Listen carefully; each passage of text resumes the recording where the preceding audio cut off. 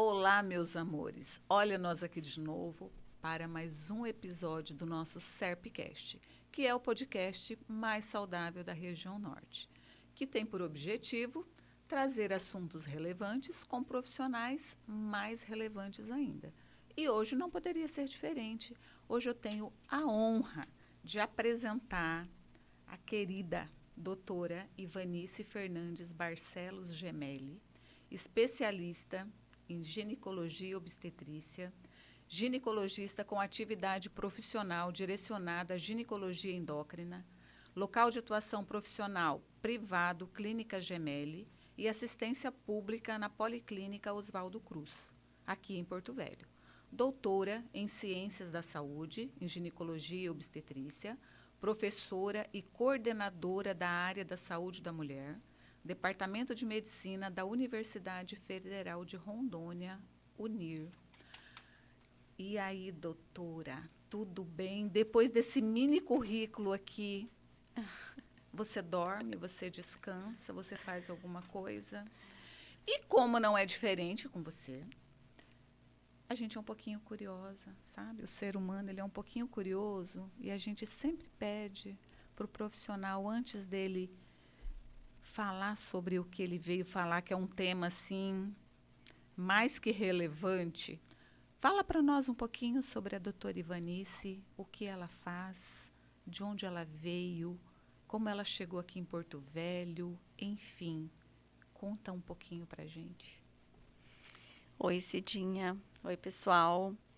Tudo bem? Obrigada pelo convite. Estou muito feliz de estar aqui. Agradeço.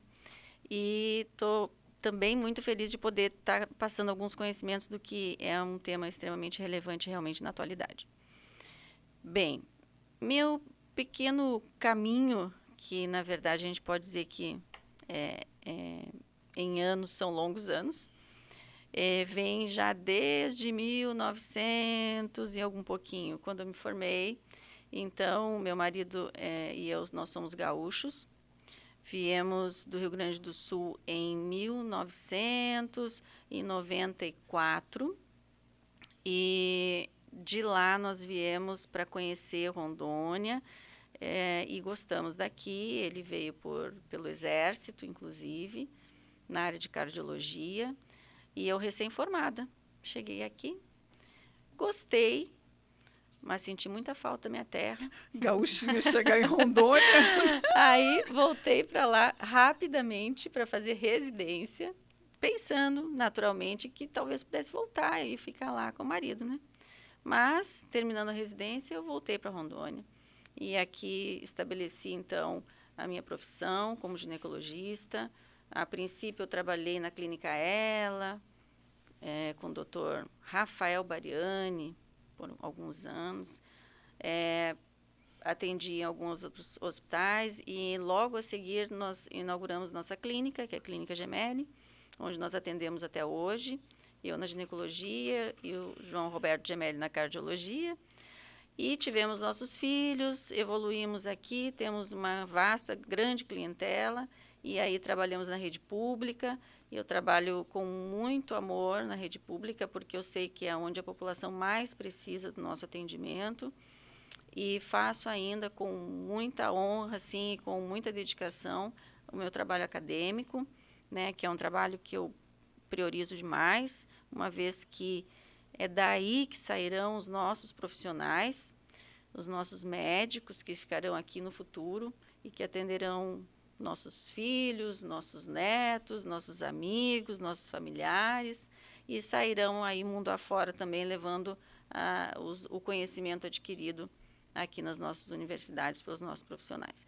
Então é isso, e hoje eu trabalho no que eu realmente amo, né, que é a ginecologia, com essa ênfase em endocrinologia, que é a minha linha de pesquisa, trabalho, e a gente está começando a desenvolver isso na rede pública também, e a rede pública ela ainda tem muito espaço a abrir nesse sentido, nesse cenário. E com isso eu trago hoje aqui também um pouquinho desse assunto, né, que você vai abordar aqui, conversar comigo também, para abrir também essa visão de o que a gente pode ter no nosso estado, que tipo de pacientes nós podemos ainda atender aqui, né? E em que cenário nós estamos atualmente, né, nesse contexto do tema de hoje. E o quanto que ainda pode ser melhorado em tantas coisas, né? Eu acho que de quando você mudou para cá, né, Ivanice, até hoje já melhorou muito, não já? Muito. A começar pela poeira. Melhorou muito. Na verdade, assim, Porto Velho hoje é uma cidade que eu gosto muito daqui. Eu também. Eu gosto muito. É uma cidade que nos proporciona uma qualidade de vida muito boa. Nós conseguimos ter um trabalho, muitas vezes puxado, como é o caso da área de saúde, né, em geral, mas nós conseguimos também ter uma vida familiar. Né, e isso a gente não consegue em todas as capitais do país. Exato. Né? Então, é uma capital muito boa. Claro que a gente tem que contar com a desvantagem da distância. Né? No nosso continente, nosso Brasil é um país muito extenso. Então, eu, como gaúcha, vim escolher a região norte para morar. Então, para mim, isso é um pouco difícil de estar me locomovendo, né? E o resto da família ficou lá, né? A família está no sul e os filhos também estão lá. Então, é mais complicado nesse sentido. Mas, nada que não se dê um jeito de tornar viável. Né? Então, tudo tranquilo. E assim, pessoal, quando a doutora Ivanice falou do que ela poderia estar conversando com a gente hoje, eu topei na hora. Eu não tenho esse negócio, não. A gente treme na base, mas eu não estou nem aí. Primeiro a gente aceita, depois a gente resolve. E ela colocou para falar sobre diversidade de gênero, a importância da saúde ginecológica nesse grupo. Então, fala para nós o que é isso. Que tema é esse, mulher, que você trouxe para nós? Coisa mais linda, que eu adoro. Começando, o que é diversidade de gênero? Então, a sugestão por esse tema é justamente isso. É porque a gente tem um cenário, né, e que a gente praticamente não enxerga de forma clara, de forma aberta, porque esse contexto ele está ainda um pouco obscuro dentro das nossas vidas, dentro das nossas redes, né, muitas vezes. Então, acho muito importante da gente poder trazer isso e poder estar debatendo e, de repente, aumentando um pouquinho só essa visão. Então, a diversidade de gênero, ela nada mais é do que incluir, dar valor, visão a toda e qualquer opção no sentido, né, de sexual que se tenha. Então, aí inclui toda essa diversidade que a gente pode chamar desde que se nasce, vou começar um pouquinho assim, só para a gente entender. Certo. Desde que se nasce, a gente tem lá o sexo cromossômico, que a gente chama, nosso sexo biológico. Então, esse sexo, ele vai determinar o nosso neném lá, menina, menino, através dos dados cromossômicos, da composição XX ou XY, né? Sim. E ali a gente ainda tem o intersexo, né, que é determinado também pela parte biológica. Quando nasce, a gente olha o recém-nascido e a gente vai olhar a genitália. E ali a gente vai identificar como menino ou como menina. E isso é o sexo genital. Ao longo do desenvolvimento, do crescimento, essa criança, esse adolescente, esse adulto, vai olhar o seu sexo genital e vai se identificar com ele ou não, né, ao longo da sua vida. E aí essa identificação ou não é que vai dar essa gama de diversidade. Ou seja, nós podemos ter lá um sexo genital feminino, mas essa mulher, né, identificada como mulher, que cresceu como mulher, ela pode chegar ao entendimento e a se sentir não com sexo não favorável, sexo de nascimento, sexo que aparentemente ela tem, e se identificar com o sexo oposto.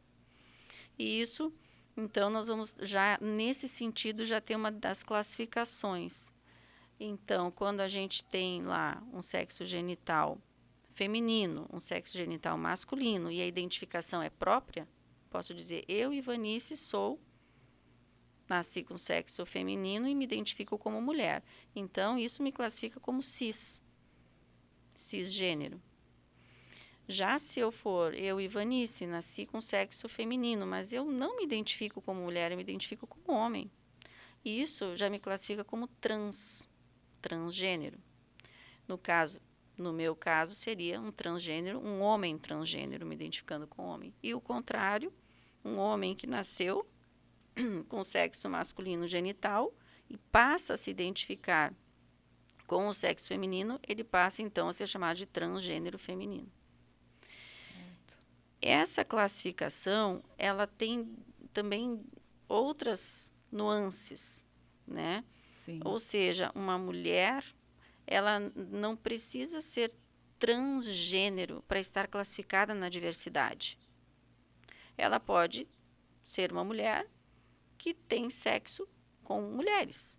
E aí a gente vai chamar são as lésbicas, né?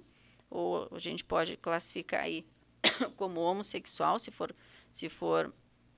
em comportamento sexual, homo ou hétero, né? No caso seria homossexual, as lésbicas.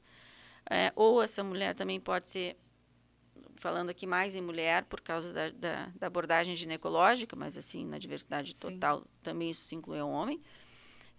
Pode ser bissexual, que é um comportamento daí, né? Bissexual, ou seja, ela é mulher, ela se identifica como mulher, mas ela tem um comportamento de atração sexual emocional por mulher, mas eventualmente ela também tem essa atração sexual emocional por homem. Então ela passa a ter um comportamento bissexual. Certo.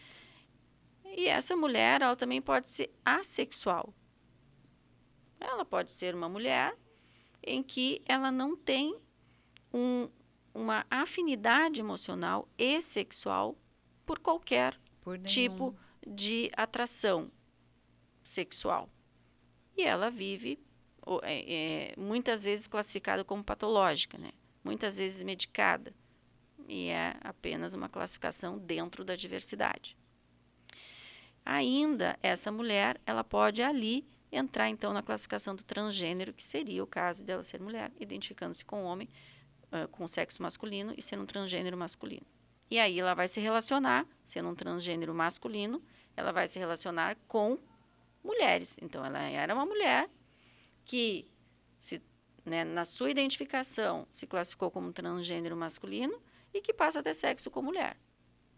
Que não impede também que ela, mesmo sendo transgênero masculino, ela também se relacione com homens. Certo. Ou com outro transgênero. Entendi. Então, é complexo. muito amplo, exato. É complexo. Então, a diversidade, por isso que é importante que a gente consiga conversar um pouco sobre isso. É complexo e é muito pouco falado, né? Pouco falado, exato. Por isso que tem que se falar um pouquinho mais, para tornar isso um pouco mais natural aos nossos ouvidos. Tornar isso mais ambientalizado, menos patologizado, tirar o patológico disso, né? Mas, ao mesmo tempo, enxergar. Porque a gente não vê, muitas vezes. O que a gente sabe, por que é importante esse conceito, que aí já alinhando, né? O que é importante, por que é importante a gente falar sobre isso? Porque a gente sabe que nas mulheres, né? Na vida sexual das mulheres, que são consideradas sexualmente, né? Dentro da adequação, entre aspas, né? Consideradas todas as mulheres, independente da sua diversidade, independente da opção sexual, grande parte, assim, mais de 70% das mulheres vão à consulta ginecológica. Né? São dados levantados em estatísticos, estatisticamente, e são dados levantados pela nossa Federação Brasileira de Ginecologia e Obstetrícia. Acima de 70%, quase 80% das mulheres consultam. Bom. Que bacana. É bom? Mesmo assim, a gente deveria ter mais. Nós deveríamos ter que essas mulheres todas tivessem acesso à saúde, né? Sim. Mas, no entanto, tudo bem, acima de 70%. Só que quando a gente olha para o cenário das mulheres que fazem sexo com mulheres, ou que estão em toda essa gama que eu acabei de falar, e sim, essa prevalência cai para 40%. E olhe lá, então, assim, é um dado muito pequeno, assim, em termos, é muita gente que fica sem atendimento. Ivanice, e tem o porquê? Já se tem dados, fatos, o porquê? É por elas terem vergonha de buscar ou não tem esse atendimento para elas? Tem diferença? São as duas causas. São Na as verdade, duas assim, situações. essas pessoas, elas são discriminadas. É um grupo discriminado. E não é só na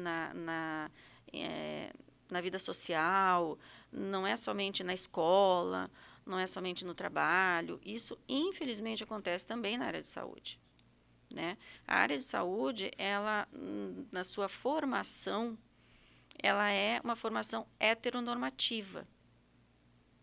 Então, nós... Como em tudo, né? Nós, todos formados em saúde, nós crescemos no nosso conhecimento sendo heteronormativos. Então, para nós hoje também é diferente, é uma... Tem que se adaptar também. É quase que eu posso dizer assim, é algo... Não é tão fácil para todos os profissionais de área de saúde entrar nesse contexto. Precisa que tenha uma forma de ter uma educação em saúde, que esses profissionais de saúde recebam orientações de conceitos, de identificação, de empatia, de como trazer, como não retirar esse grupo da área de saúde, mas trazer o grupo para a área de saúde. Então, esse é um ponto, né? O ponto da dificuldade dos próprios profissionais mesmo, da nossa pouca formação para isso, né? Que tem se aberto mais hoje para que a gente consiga mundialmente, né? Isso foi, na verdade, está sendo uma vitória dia a dia, né? De se conseguir esse atendimento, essa melhora de qualidade de saúde mundial para esse grupo todo. Por outro lado, então, essas pessoas que já sabem como vão ser recebidas, elas nem vão.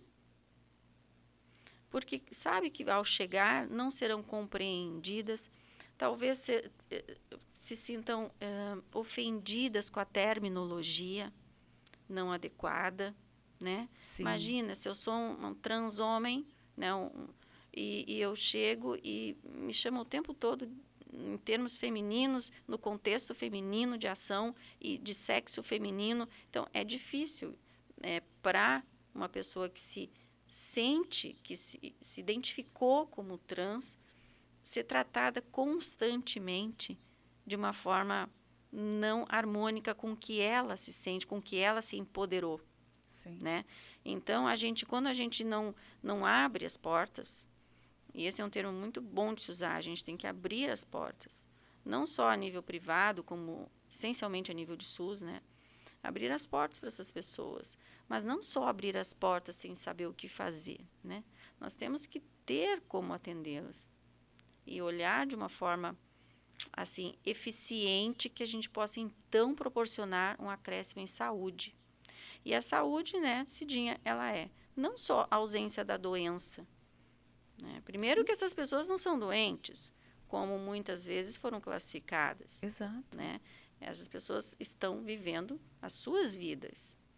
E muitos plenamente, e muitos não tão plenamente, porque nós, a sociedade, nós, a saúde, nós, todo o grupo heteronormativo, muitas vezes não permitimos, não conseguimos nos adequar a isso, né?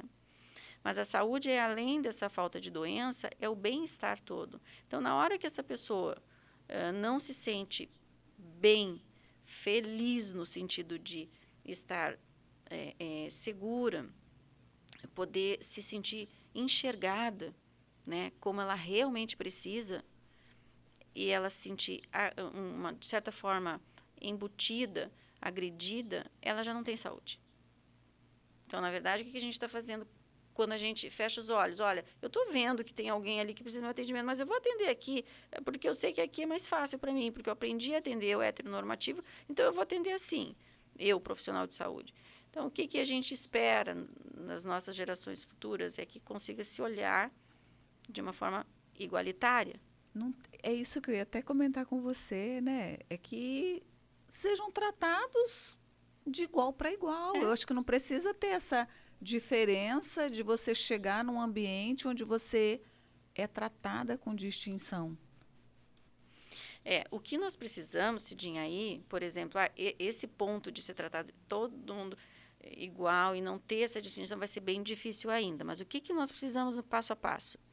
Talvez Mas é aos pouquinhos, né, Ivanice? Talvez é ter um ambiente em que essas pessoas cheguem, eu falando aqui muito da área de saúde mesmo, Sim. tá? Em que elas cheguem e não se sintam expostas. O que acontece hoje no ambiente, por exemplo, de rede básica, unidade secundária, né? Que seriam lá as UBSs ou as policlínicas. Uma paciente ou um paciente desse chega e muitas vezes o próprio recepcionista, o atendente, a triagem já olha, com de forma diferença. exato. E aí, se essa pessoa senta ao lado de outros pacientes que ali aguardam, ela já vai ser olhada de forma... Então, tudo isso gera um desconforto que vai, possivelmente, também ser uma linha, um canal de doença, que é um dos grandes problemas que a gente tem que abordar hoje, que é a saúde mental dessas pessoas. Né? Exatamente. Saúde emocional e mental, porque imagina o que é a gente estar constantemente sendo agredidos emocionalmente. Né? Exatamente. Porque essa agressão, ela não é só esse dia a dia, é uma agressão que já vem embutida em todos os serviços, né? Todos. Sim. Imagine uma pessoa que levanta a sua manhã na sua cama, sai da sua casa, sabendo que vai enfrentar todos os dias, independente de qual instituição ela tenha que ir, a qual trabalho ela tenha que se submeter, tem que ter um a qual evento psicológico muito exato. bom, né? Para dar conta disso tudo. Nós temos que cuidar dessas pessoas, é a nossa função, né? Exatamente. Então, isso que você me perguntou, por que essas pessoas têm todos esses fatores? São N fatores agregados e que, quando a gente olha para todos eles, a gente fica pensando, poxa, por onde a gente pode começar? A gente não tem um ponto certo para começar. Culturalmente, né, a gente... mas a gente pode, cada um, fazer o seu pedacinho. Exatamente. Tipo aqui, nós estamos começando. Exato. Pode não parecer, mas nós estamos começando. É isso. Então, aos pouquinhos, tudo por isso que eu sempre que eu vejo nesse cenário médico algo que está realmente incomodando a saúde, eu acho que isso tem que ser levado, ao invés de ser colocado na gaveta. Então, mesmo que a gente não tenha, assim, grandes... aqui na nossa região, na região norte, nós ainda não temos grandes serviços, nós não temos, mas nós podemos falar sobre isso, nós podemos crescer em conhecimento, nós podemos proporcionar caminhos para que, sim, a gente passe a ter um atendimento eficiente. Hoje a gente não tem isso no setor público. Não temos. Na região norte nós não temos isso. Não temos. Na nossa região nós temos em Manaus, falando em região norte, né, em macro-região, em Manaus tem um serviço, e é um único serviço que está já com algum tempo de adesão e já tem uma certa estatística, um certo reconhecimento, e isso é muito bom para a região, macro-região. Falando em estado de Rondônia, não. Né? O estado de Rondônia, nós temos a intenção, estamos com já alguns passos em andamento, né, para que a gente consiga instituir muito em breve algum serviço com portas já na rede básica e atendimento em rede secundária. Isso não é tão rápido, né? Sim. mas é algo que está Mas já em é andamento e que se pretende que seja realidade. Isso é Seja real. maravilhoso, né? Já é um grande passo aí, só de estar já se tendo essas sugestões e esses encaminhamentos aí já no setor público, isso já é de grande valia. Com certeza. E aí, lógico que para a gente abrir um serviço desse, para a gente começar a ter um serviço, nós não podemos trabalhar sozinhos. É multi, né? É multidisciplinar, É não tem como. multidisciplinar, especialmente em algumas dessas linhas como transgeneridade, né? Precisa ser multidisciplinar. Mas, de qualquer forma, o que nós precisamos além disso? Nós precisamos ensinar. Porque nós não podemos abrir as portas e não saber o que fazer. Né? Exato. Então, também aqui a gente está ensinando alguém de alguma forma. Nós tivemos um evento há poucos dias, um evento científico muito interessante, com base para ensino médico. Que maravilha. Justamente porque um dos problemas que nós temos ainda nesse meio, nesse cenário, é que as nossas universidades, tanto privadas quanto federais, elas não têm ainda, né, na sua ementa, algo que insira de vez, né, esse tópico de Porque tem que vir de lá, né, Vanessa? É muito mais essa fácil. é a intenção de que se consiga fazer o ensino em saúde já desses profissionais. Algumas universidades já começam com trabalhos extracurriculares, né, as ligas acadêmicas, os eventos científicos, né, algumas disciplinas como a área de saúde, para você ter uma ideia, nós temos uma área, que é a minha área, saúde da mulher. Ela já fala que é saúde da mulher. Só que essa área saúde da mulher, hoje ela tem um braço que deve ser inserido, né, mesmo com este nome, né, que a gente poderia até repensar, quem sabe, esse nome. Sim. E colocar saúde reprodutiva, né? Quem sabe seria uma alternativa menos agressiva ou menos exclusiva, né? Então, tudo isso é importante num cenário futurístico, né? É tudo que tem que se enxergar desde a prática, que a gente tem que olhar para essas pessoas e tentar se achegar a elas, né? E não colocar aquele é como se fosse uma parede invisível. Se você tem ideia de que vai ser nesse cenário da diversidade, você já... É como se não existisse. Exato, é uma coisa complicada, né? É complicada e a gente que já trabalha e tem, né, acesso às pessoas de todos os gêneros aí, né, de todos os grupos, parece que para a gente fica um pouco difícil você imaginar. É sério, eu não consigo assim imaginar uma pessoa vendo um trans e fazendo de conta que aquela pessoa é diferente. Entende? Te entendo, mas existem muitas pessoas. Sim, existe Te muito entendo. e está aí a todo momento e pessoas sendo tratadas como se elas não fossem gente. Isso é muito louco. Então, assim, eu acho que essa sementinha que a gente está jogando aqui hoje, eu espero de coração que isso cresça e floresça e dê muitos frutos. E outras sementinhas. Né? E que, assim, mesmo isso que aí. não seja nós, mas que seja nossos filhos, nossos netos, que tenham uma visão diferente disso que nossos pais tiveram, né? Que os nossos avós. E que até a gente mesmo, que teve que estar... a gente tem que estar trabalhando isso, né? Diariamente, porque a gente Sim. convive. E eu já me deparei com situações, assim, de tratá-la na clínica. Porque, assim, como a gente trabalha lá com reabilitação pélvica, a gente não trabalha só com mulheres, né? Então, a gente trabalha com homens também e todos os grupos. E aí eu me deparei com um rapaz que me procurou, que ele estava, né, com disfunção e tal, do assoalho pélvico. E ele disse que ele passava na frente do SERP inúmeras vezes. Ele disse que passava, mas ele não tinha coragem. Porque ele falava assim, quem que eu vou encontrar lá dentro? Como é que vai me receber? Como é que eu vou ter coragem de falar para ela que eu sou gay?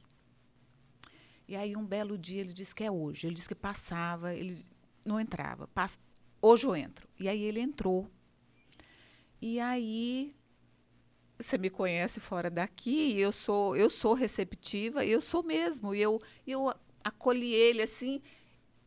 E ele disse que foi o primeiro encontro nosso assim.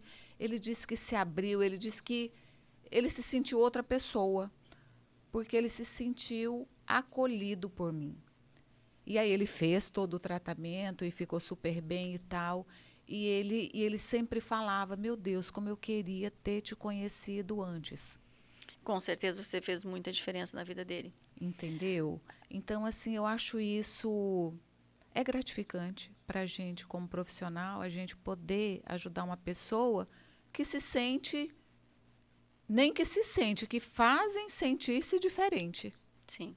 De todas. Com certeza. Só que quando a gente olha, eu te escutando, e é lindo isso. E eu também me sinto da mesma forma quando eu consigo ter essa acessibilidade com essas pessoas. Sim.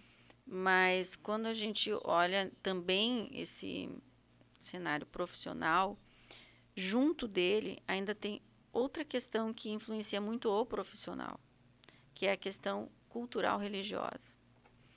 Então, por questões realmente de formação, né? Sim. Formação.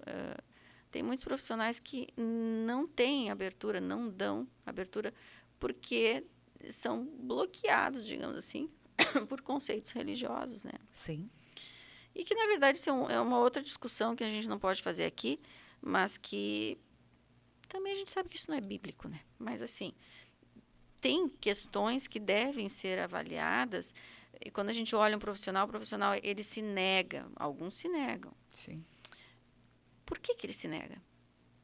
Também temos que olhar assim, né? Como que a gente pode ajudar esse profissional? Por que ele se nega? Ele se nega, você não se negou, mas você não tem entraves culturais, religiosos, e você é uma pessoa que se importa com o bem-estar do próximo ali, do teu cliente, de quem se aproxima. Nem todo profissional consegue fazer isso, porque às vezes está tão enraigado essa questão de educação cultural e religiosa que é a batalha perdida, né? Então, o que também é um outro desafio é o que está ocorrendo hoje, né, que são as mudanças no perfil de conceito também, de visão da próprio padrão religioso, né? Então, a gente tem hoje, por exemplo, a religião católica já tendo essa visibilidade, né, enxergando um pouco mais, enxergando além. Sim. Então, isso é bom, né, porque a gente consegue que as coisas fiquem mais humanas. Exato, Né? só precisa disso. Humanas. Eu não Porque preciso são ver pessoas. você como mulher ou como homem. É um ser humano, né? Como eu, como... Simples assim, Enfim, né? simples assim. Né? E, enfim, a gente tem todo essa problemática que era para ser simples. Agora, em saúde, isso faz muita diferença, né? Essas dificuldades que a gente tem. Por exemplo, na parte feminina e da saúde ginecológica, dos atendimentos gerais, a gente não faz atendimentos só por doenças, né? Sim.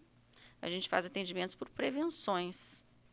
E esse cenário é o melhor de todos, quando a gente pode atender para prevenção.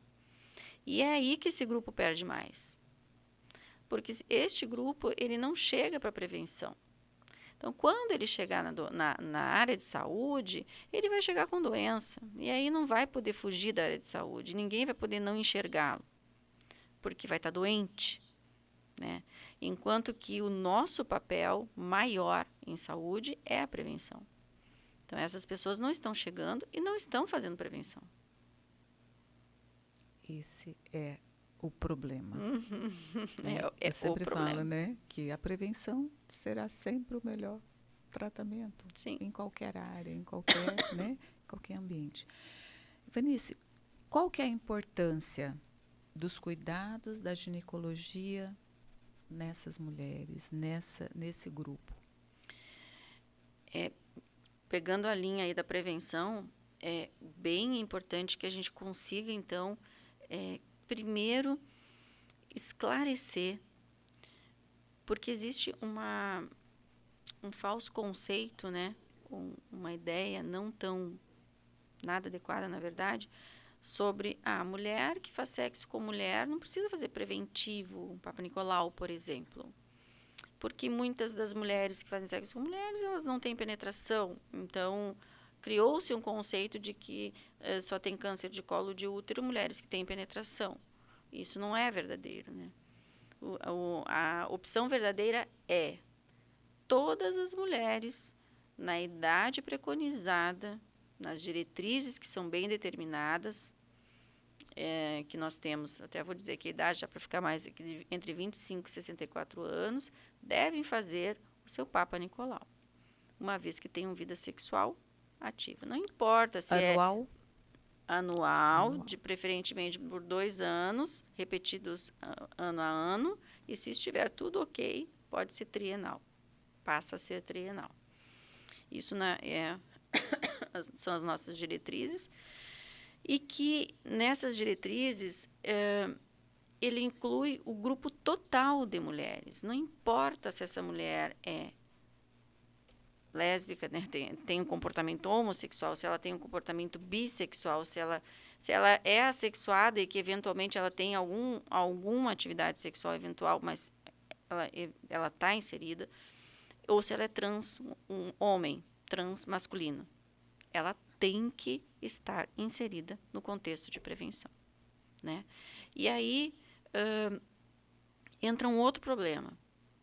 Tá, ela sabe que tem que fazer prevenção. Agora ela sabe que tem que fazer prevenção. Mas como que ela vai chegar? Como que vai ser feito isso nela? Né? Poxa, uma mulher que às vezes a gente tem que também aí o profissional estar preparado, avaliar o tipo de ato sexual que se coloca nesse cenário.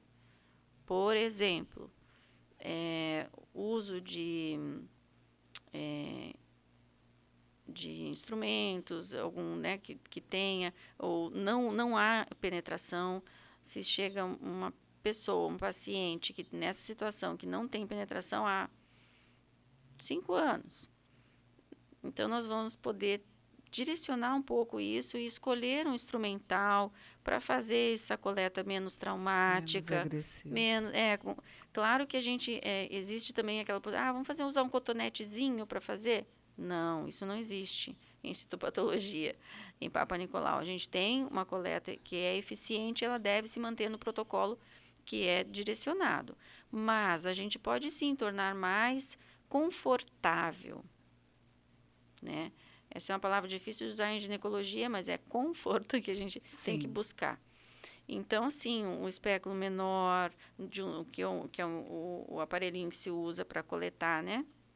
Menorzinho, talvez o uso de algum lubrificante, caso essa Isso pessoa que eu ia te perguntar. Pode ser usado lubrificante não é o para ideal, coleta? não é o ideal. Não deve ser colocado no instrumento, aí é mais técnica, né? Sim. Mas existe uma forma de utilizar ele sem que isso interfira no material. Entendi. Não pode ser utilizado no espéculo, porque o espéculo leva o lubrificante. Entendi. É mais a técnica mesmo. Sim. Mas em algumas situações, por exemplo, tem assim entre aspas assim, mulheres que têm outras doenças tipo vaginismo, né, que é uma impossibilidade de penetração por dor, né? Muitas vezes a gente também tem que adequar a técnica de coleta, Sim. porque essas mulheres também têm que fazer citologia, também tem que fazer prevenção. Tem que fazer fisioterapia. Né? Então, a gente adequa isso tudo. Então, esse Papa Nicolau ele deve ser feito, é uma questão muito importante e prioritária. Outra questão que em ginecologia a gente tem que abordar nas mulheres, sexo com mulheres, é que a prevenção para ISTs deve ser feita também nessas mulheres. Não tem penetração, acha que não precisa. Precisa. E pode ser feita. E deve ser orientada pelo profissional. Aí, o profissional não tem muito conhecimento, ou não tem como exemplificar. é só fazer o bloqueio vulvar. Então, as ISTs, as infecções sexualmente transmissíveis, elas podem ser transmissíveis via oral, via vaginal, né? Pela mucosa oral vaginal. Então, sexo oral, ou vulva a vulva, ou vulva vagina, ou com adereços, ou com... Independente do que seja, pode ter transmissão de alguma infecção sexualmente transmissível ali. Várias delas, entre elas HIV, hepatites virais, a gonorreia, clamídia. Um vírus muito importante que é transmitido também via sexual é o HPV. E ele está Sim. altamente relacionado com o câncer de colo de útero. Então, é um vírus que a gente tem que tornar assim olhos muito focados na busca da prevenção para esse vírus. Hoje nós temos vacinas já instituídas para também nessa prevenção. Além a gonorreia, a clamídia, como eu estava citando, o herpes. O herpes é uma infecção comum. É mais comum, não é? Comum. E que nesse grupo fica mais comum ainda porque Pela existe saliva, né? essa via de contaminação. Então, o que a gente pode orientar? O que a consulta ginecológica pode ajudar nessa orientação? A gente pode orientar meios de prevenção. Então, meios de bloquear a vulva, né? Existe a camisinha feminina, que a gente chama ela de interna, né? O preservativo interno. Eu até ia trazer, esqueci. É bem utilizado? Eu sou a maior propagadora de preservativo interno. Ele não é bem utilizado porque não é propagado. Sério? Então, a gente tem que... eu tenho exemplificado divulgar bastante, mais, divulgar, né? exato, porque ela faz uma proteção para a mulher, né? Para a vulva, Tira a muito, sensibilidade? muito pessoal. É. Isso é muito individual, se dizer. Deve ser a Mas, mesma coisa teoricamente, que o não. preservativo masculino, Por né? quê? Porque o estímulo, agora um pouco de sexologia, o estímulo sexual local na mulher é clitoridiano, né? Sim. Então, esse preservativo interno, ele faz um halo na vulva e só faz uma cobertura para evitar que microtraumas aconteçam ali. E o estímulo clitoridiano ele acontece do mesmo jeito, porque é por atrito. Sim. Então, teoricamente, isso não é um empecilho não para utilizar. Não tem a camisinha, preservativo interno, ou não vai ter penetração, não vai usar adereço, nada. Pode usar até, vai lá na cozinha, pega um plástico filme e faz a cobertura vulvar. E esse ato sexual por vulva a vulva, ou enfim, até oral, pode ser feito dessa forma, né? É uma forma de prevenção bem eficiente, tá? Isso pode ser feito também cortando uma camisinha masculina, que é a camisinha externa, que a gente chama de preservativo externo. Pode ser cortado e feito como se fosse uma cortininha nessa área. Então, são técnicas que podem ser utilizadas e que muitas vezes essas pessoas não usam porque não têm conhecimento. Muitas vezes são pessoas até interioranas, né, que não têm assim, acesso mesmo a conhecer. E o preservativo feminino ele está aí também para ajudar muito isso. E é importante sempre a ginecologia, a gente também incentivar a higienização, né? Por exemplo, se usar um instrumento compartilhado, fazer higienização quando trocar de uso de uma pessoa para outra, isso é importantíssimo. A gente considera que a mulher que tem sexo com mulher, independente se transgênero ou não, as duas passam a ter a mesma flora vaginal praticamente. É mesmo. Porque acaba tendo muito contato e a flora vaginal acaba... Então, é uma forma também de a gente evitar com esse meio infecções genitais tipo vaginites. Certo. Né? Existe uma flora polimicrobiana que é fisiológica na mulher, né? Mas que muitas vezes nesse ato ela acaba modificando muito. E isso pode se tornar uma queixa. E aí se tornar uma patologia vaginal. Certo. Evanice, então, são vários pontos que a gente pode ajudar aí. E lembrando também, né, que as trans mesmo não se identificando como mulher, se identificando como homem, continuam tendo uma vagina, um Um sexo colo, biológico, né? sim. E um útero, e tem que continuar fazendo todo esse acompanhamento, Isso. né, anual, todos os procedimentos que tem que É, fazer ginecológicos, né? existe o processo que a gente chama, só para finalizar essa parte aí da prevenção, não vamos esquecer da mama.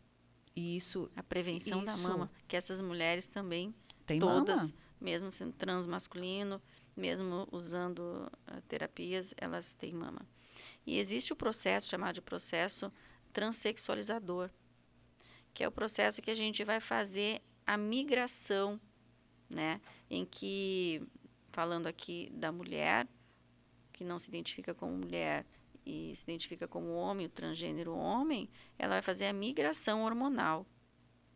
Então, esse é um processo bem importante e que também é um objeto, né, da saúde e é um objetivo que a gente tem de alcançar a hormonização adequada desse grupo, que hoje é feito de forma, às vezes, não tão adequada, porque não tem os profissionais que o façam, né? Você Então, já trabalha com essa...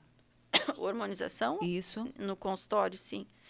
Na rede pública nós vamos iniciar Sim. em breve, mas o endocrinologista, eu como gineco-endócrino faço, mas o endocrinologista pode fazer, ele está apto e muito a fazer isso, em geral, para fazer essa hormonização, essa migração, a gente precisa de equipe multiprofissional, né? E essa equipe é composta essencialmente pelo endocrinologista, pelo ginecologista, pela psicologia, pela assistente social, né? E muitas vezes em serviços bons a gente consegue ter até o psiquiatra, né? Quais os principais riscos que uma pessoa, não sendo acompanhada por todos esses, né, esses profissionais que você acabou de falar, fazendo por conta, indo em qualquer lugar, quais os principais riscos que eles podem ter? Depende do tipo de hormônio. Vamos lá. No transgênero masculino, vamos usar e vai ser utilizado o androgênio, né? Então, o androgênio, ele tem efeitos masculinizantes sobre um corpo feminino.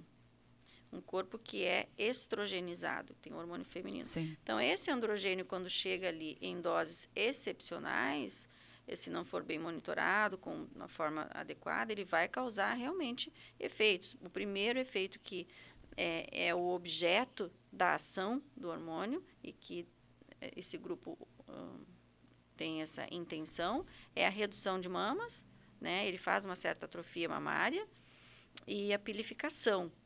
Faz a pilificação. Então, a pilificação ela vai ser mais no padrão masculino, né?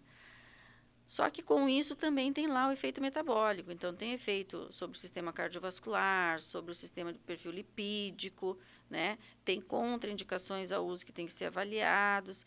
Então, ela tem efeitos secundários sobre o sistema endócrino, inclusive sobre fertilidade, né?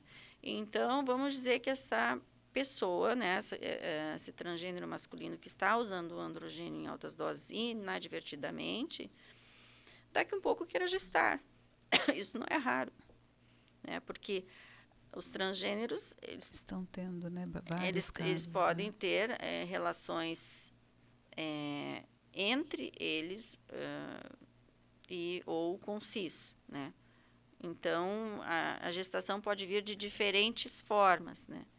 Então, muitas vezes a pessoa, justamente que está fazendo a androgenização, acaba por definir que ela vai gestar,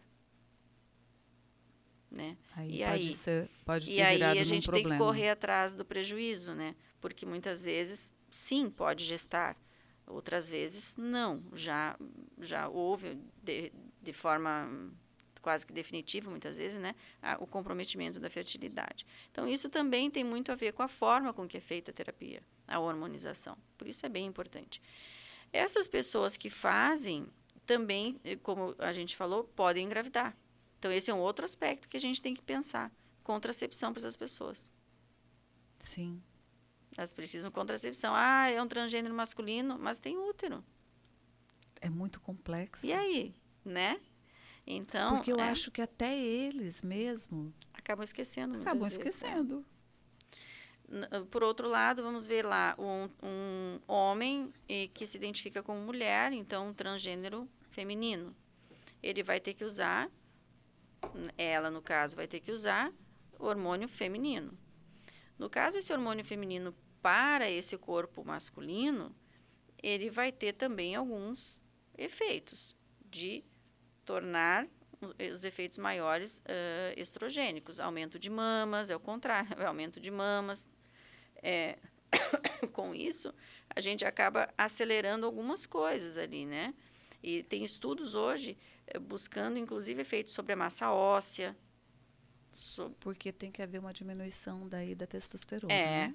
Tem que ter uma supressão. Então, se usa medicação para suprimir a testosterona e medicação para estrogenizar esse corpo, né? Lembrando que essa pessoa que tem o sexo genital masculino, ela também tem que fazer sua prevenção do câncer de próstata. É complexo isso aí. Aí essa pessoa não pode esquecer disso. E que muitas vezes, como que ela, toda estrogenizada, vai no urologista? Exato. É uma outra barreira, né? Que se a gente for olhar, são muitas barreiras, são mais barreiras, que cada vez que a gente vai conversando um pouquinho sobre algo mais, a gente identifica uma mais. E se a gente for colocar tudo isso no cenário da saúde, a gente vê o porquê que eles não estão na saúde. A gente não consegue, né? Porque são muitas barreiras. Ao mesmo tempo que a gente pergunta assim, por que que eles não... Isso era até uma das questões que eu queria te perguntar. Por que que eles não procuram? Porque eles não se identificam com aquele meio. Porque eles sabem que chegarão lá. Primeiro, ele vai chegar, ou ele ou ela, e justamente ele ou ela. O pronome utilizado hoje, a gente poderia não utilizar, tentar não utilizar ele ou ela, porque a pessoa vai chegar e vai ser identificada talvez como ele, mas não quer ser identificada como ele e queria ser identificado como ela. Então, a gente pode não utilizar esse termo, né, e utilizar um termo neutro. Tem várias hoje sequências de vocabulário que está sendo introduzida para que isso possa ser mitigar, né, esses efeitos sobre a agressão do vocabulário. Então, se essa pessoa sabe que vai chegar e não vai ser entendida nem no vocabulário, nem no nome, já não procura. Além de tudo, passando por essa fase, ela precisa, então ela passa por isso. Ela precisa, ela chega lá no profissional.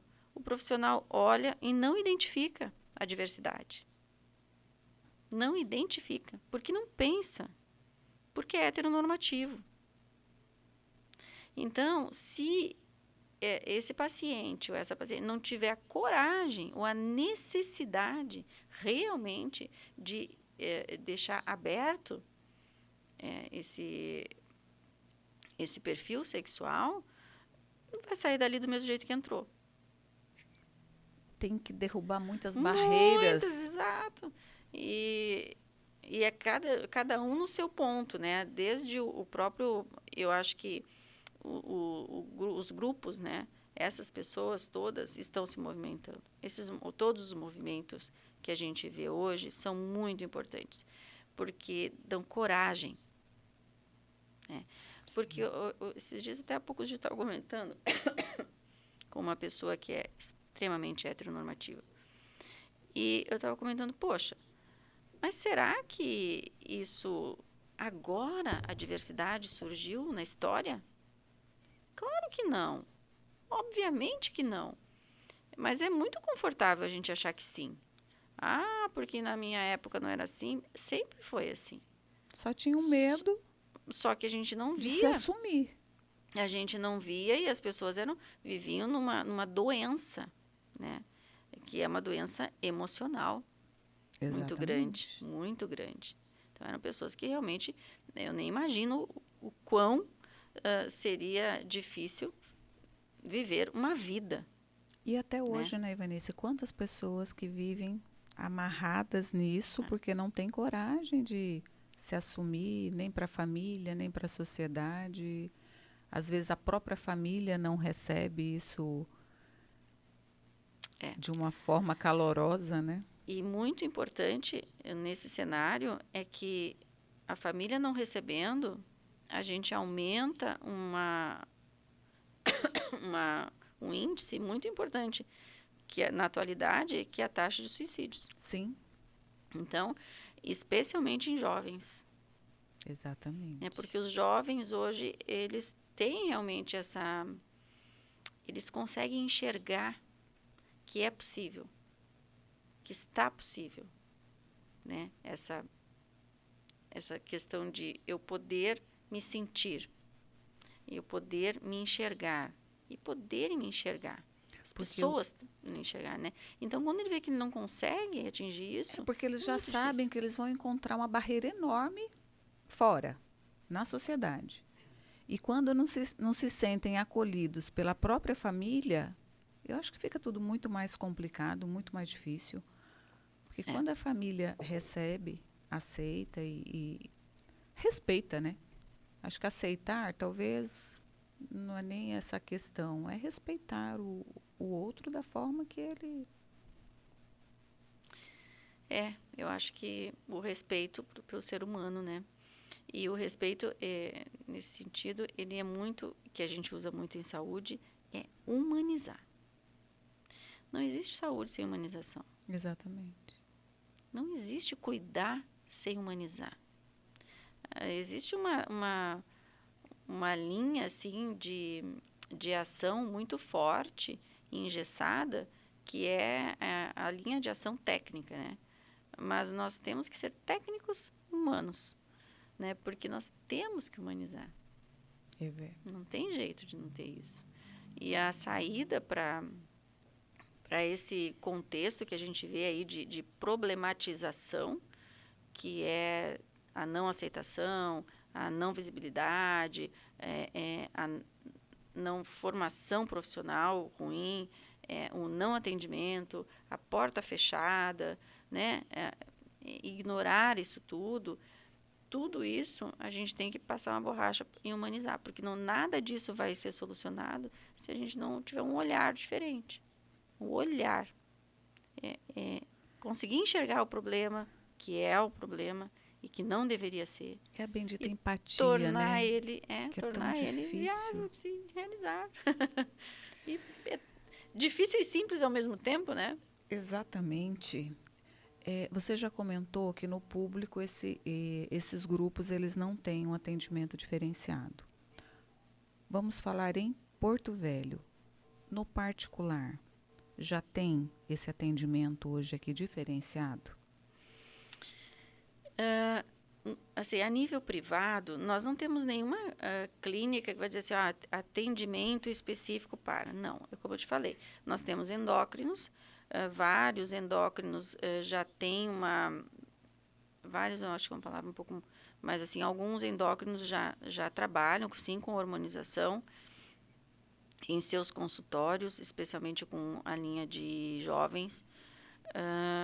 E no consultório privado, o que acontece? Não, a equipe multiprofissional, ela torna um pouco mais, um custeio maior, né? Então, é um custo maior. Então, por quê? Porque essa pessoa ela vai procurar a nível privado, eu quero fazer uma hormonização, ela vai no endócrino. Só que o endócrino vai precisar, que ela vai passar lá com, Com o com ginecologista, o com o psicólogo. psicólogo. Então, vai ter Por isso que esse tipo de serviço em rede privada, praticamente, ele é muito individualizado, ele é muito seccionado, fracionado, digamos assim. Ele não acaba sendo um serviço de integração. Por isso que o serviço de referências, nesse sentido, nesse cenário que a gente está falando de diversidade, eles são propostas para as redes públicas, né? Que são as redes públicas que a gente consegue fazer um serviço maior.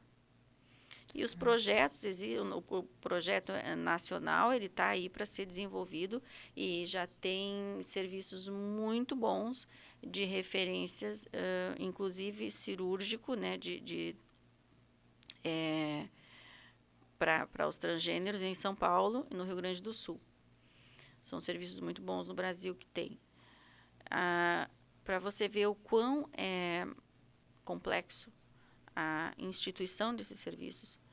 Um exemplo, no Rio Grande do Sul, o serviço de cirurgia, né, já existe há um bom tempo, é um dos serviços de referência que tem. Mas ainda a capital não tinha, até pouco tempo, um serviço aberto na rede básica. Tu vê, né?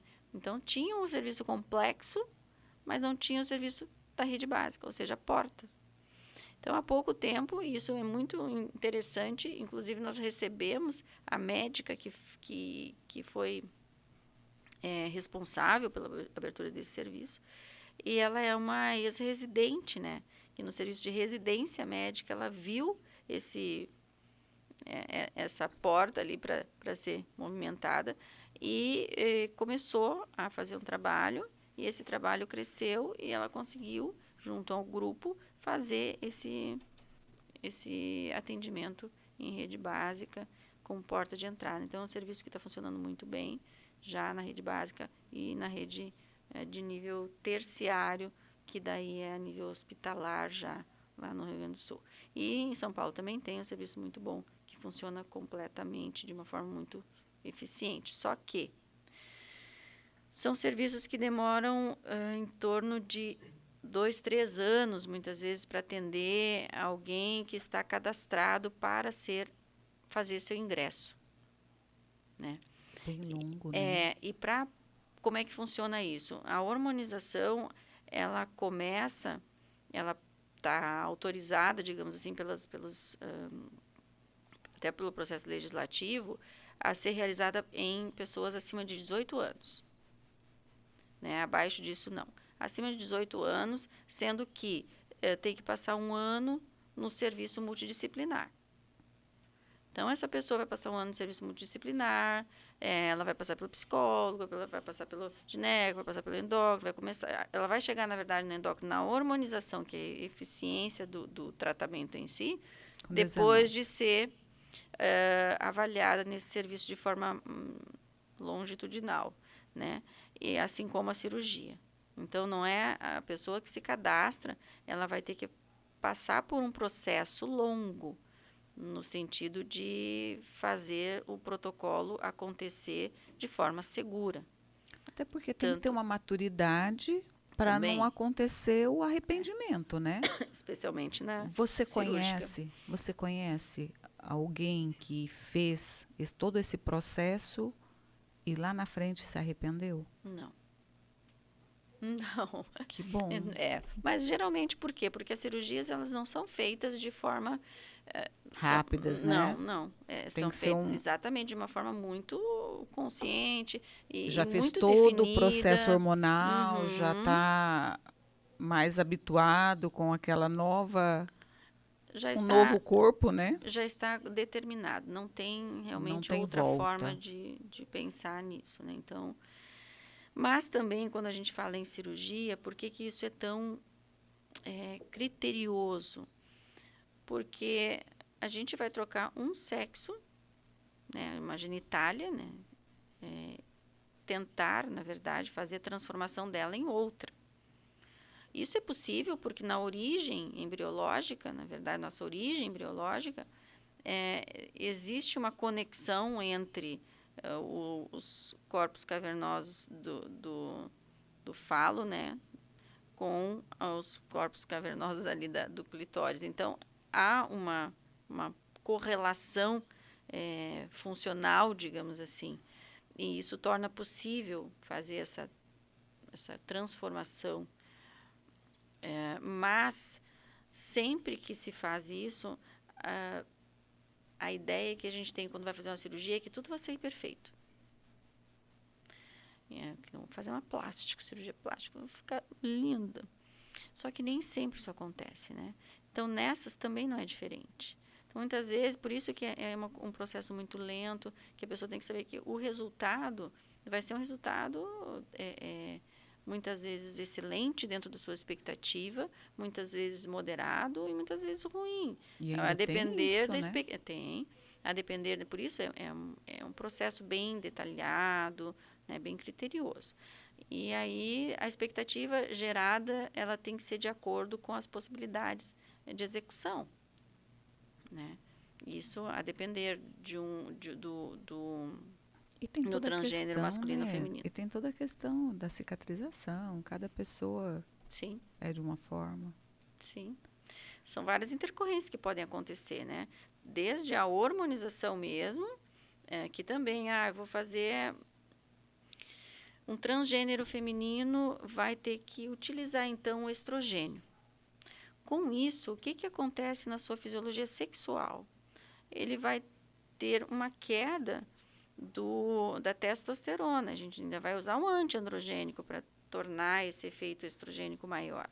E aí, aquele indivíduo que tinha um sexo genético, né, biológico, e tinha um sexo genital, ele tinha um perfil de testosterona com um perfil de libido, ele passa a ter outro. É isso que eu ia te E falar sobre aí, a libido. e também tem que ter um preparo para isso, porque vai ter uma satisfação pela identificação, né? Mas muitas vezes esse perfil de desempenho ele muda um pouco. Não torna inviável, não, mas ele muda. Então, eu estou explicando para dizer que Sim. isso tudo é muito complexo e lento. E tem que ser muito consciente. Então, não é assim. Por isso que Então, a gente... esses 3 anos, na verdade, É não é pouco tão tempo. longo assim. Aí, o que acontece com esse público que a gente tem e que eles hoje não estão sendo atendidos? Eles não têm noção disso aí, muitas vezes, né? Sim. Eles não têm noção. Eles fazem de uma forma empírica, de uma forma, né, nada adequada, nem para a saúde, tampouco para se deparar com os efeitos secundários disso tudo. Esse acompanhamento todo, até o processo cirúrgico, isso é só na rede pública ou no privado também é Também usado o deve mesmo protocolo? ter. Também. É a mesma coisa. É, gente, são muitas coisas. Meu Deus. É um assunto, por isso que a nossa semana científica foi uma semana. Canice do céu, que coisa Existe linda, aí a né? saúde mental, a saúde urológica, existe o processo de hormonização, a cirúrgica, existe as prevenções, a mastectomia, né? No caso, ainda tem tudo isso para se falar, que não dá para a gente falar de tudo, mas assim, existem muitos, Exato. muitos contextos. A saúde do homem trans, né? Do homem trans, da mulher, eles são... É muito complexo, né? Porque o homem trans, ele parte de ter que cuidar da saúde feminina e cuidar dos efeitos secundários masculinos. A mulher trans parte de cuidar da saúde masculina, do seu sexo genital, aos cuidados da hormonização feminina. Então, é muito, muito, muito amplo. É muito complexo. E necessário, né? Exato. No meio já de tanta informação que você passou, tem mais alguma coisa que você acha importante da gente estar falando, abordando? Não, eu acho, Cidinha, que é isso mesmo. Eu fico muito feliz da gente poder falar sobre isso. Eu acho que tudo que a gente falar não é o suficiente, mas é o necessário para a gente, né, ir construindo. É a nossa sementinha. E construindo. E o conhecimento ele é construído também através de conversas, da informalidade, da formalidade, mas especialmente da gente passar o conhecimento científico, né, que a gente pode para quem precisa. E então hoje eu acho que a nossa base para sair desse contexto, dessa realidade de invisibilidade, é a gente educar nas universidades, né? Sim. Educar os nossos pacientes para que eles consigam também conseguir abrir essa realidade no sentido de prevenções. Né? Porque senão nós teremos pessoas doentes ao invés de ter pessoas saudáveis, além de tudo. Exatamente. Olha, eu quero te agradecer imensamente. Sei das tuas ocupações, da tua vidinha corrida, mas você esteve aqui e já quero deixar assim você mais que convidada para voltar para a gente falar mais sobre isso. A gente precisa falar muito sobre isso, Ivanice. Muito Precisamos obrigada. falar muito sobre isso. Fala mais uma vez aí aonde te encontrar, como encontrar a doutora Ivanice. Eu na Clínica Gemelli, né? Eu atendo lá na parte privada, né, Quais ginecologia. dias que te encontra lá? 3 dias na semana, em geral, sempre estarei lá. Em geral, nas segundas, nas terças e nas sextas. E nas quartas e nas quintas, eu estou lá na Policlínica Oswaldo Cruz, né? Onde eu faço meus atendimentos daí da rede pública.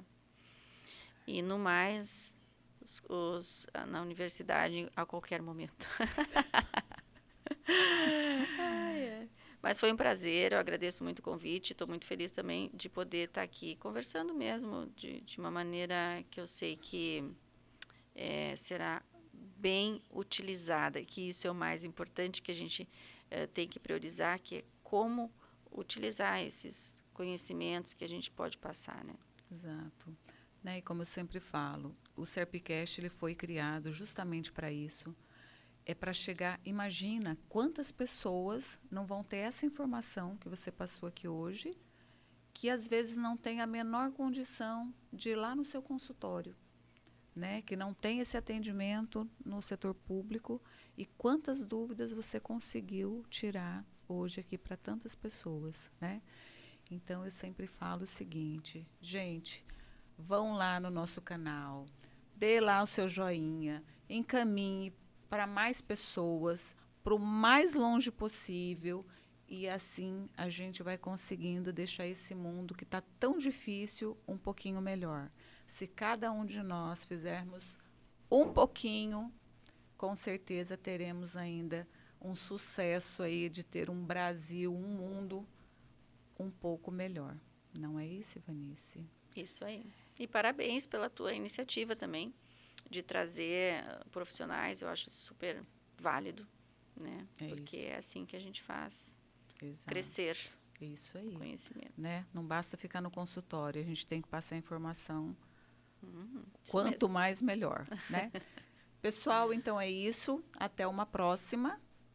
Fiquem com Deus e até mais.